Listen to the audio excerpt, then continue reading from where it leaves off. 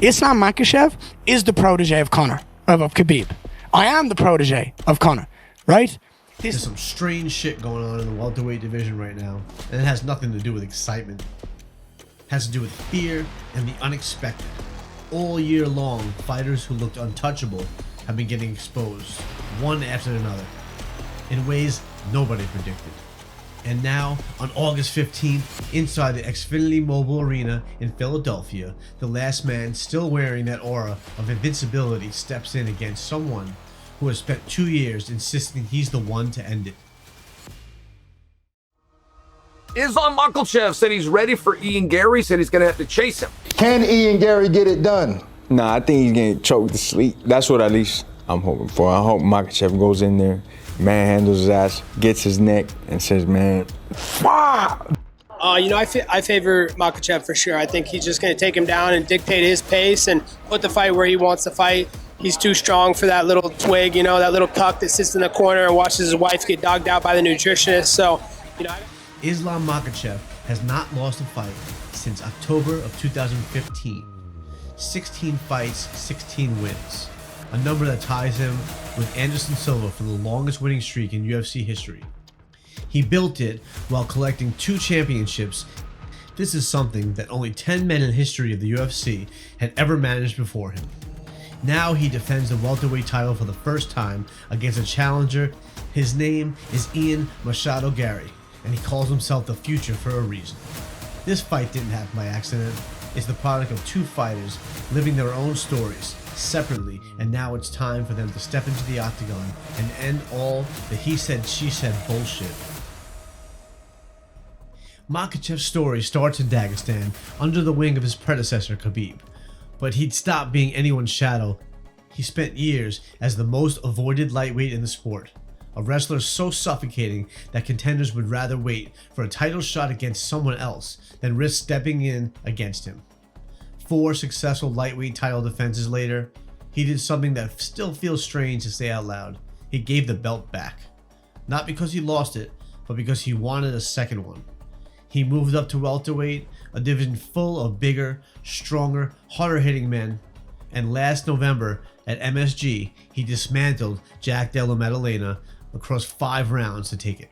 Makhachev controlled him for 19 minutes of the fight and walked away a 2-division champion, one of the last men standing with a flawless record in this sport.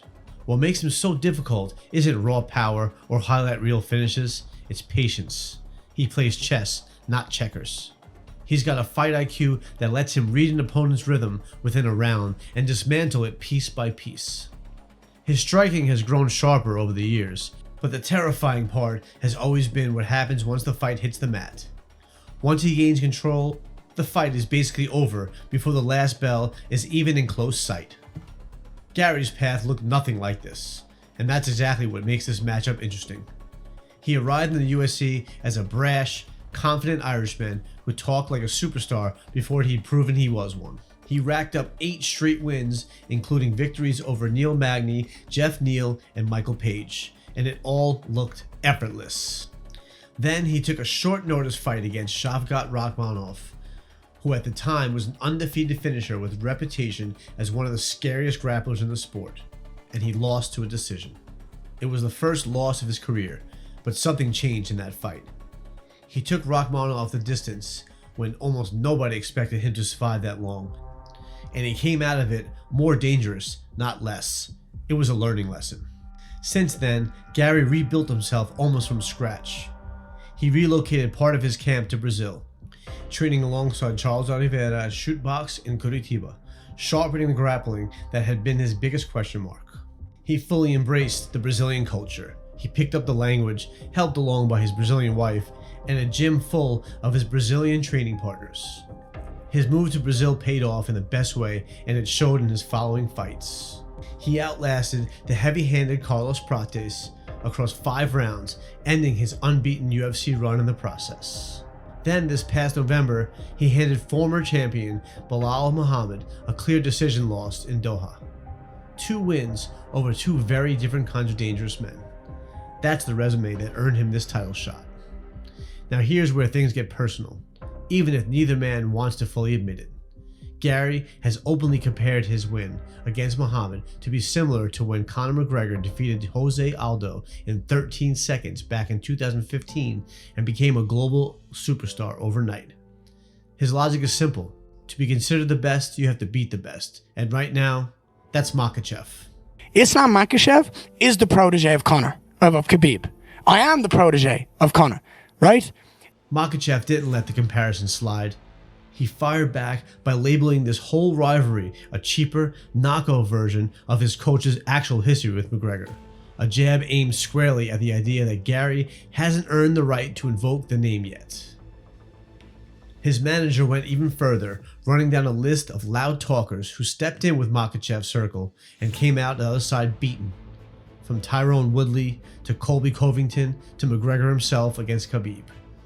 And he made sure to point out Charles Oliveira's loss against Makhachev. Even Khabib weighed in, and notably without any trash talk attached. On a recent podcast, he pointed out that Makhachev has never faced anyone quite like Garry, a fighter standing well over 6 feet tall with the kind of reach that can make the usual game plan harder to execute. Много бегает, вот сдалека, с дистанции бьет. Такого высокого соперника у нас не было. 193 сантиметра. Высокий, да. Да, более 190 рост, руки длинные, ноги длинные, выбрасывает. Ну, опять-таки, надо будет за ним бегать, собирать его. Надо будет хватать, собирать, валить. Тяжелый бой будет. И скоро 35. Он 91 уже года, да, получается? 91, октября, скоро 35 будет. Все вместе, стилистический возраст, это все, я считаю, что будет тяжелый бой. Ну, не легкий бой. Ну, я всегда их готовлю к тяжелому бою. И Умара, и Усмана, и Ислама. Я им всегда говорю, на вас, ребята, настраиваются по-другому. На вас, ребята, настраиваются вообще по-другому. Это всегда так бывает. Если они готовились бы на условно там на Пратеса или Моралеса, да, они бы готовились по-другому. Там, а здесь уже у них энергетика, все. Если они проявят себя против вас, они становятся сразу автоматически звездами. Так что... Да. It's a rare moment of genuine respect from a camp that isn't known for handing that out easily. And it says something about how seriously they're treating this challenge behind closed doors, even while publicly downplaying Garry's comparisons.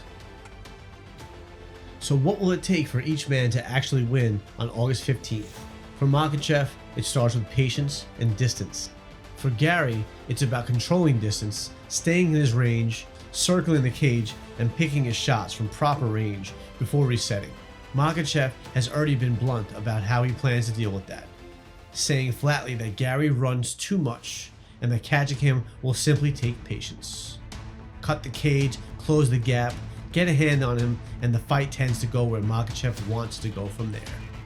Garry's counter to that is footwork and timing, using his reach and his length to make Makhachev work for every entry, forcing him to expose himself on the way in, and punishing those moments before they turn into a takedown. There's also the question of what happens if Garry manages to keep this standing for long stretches.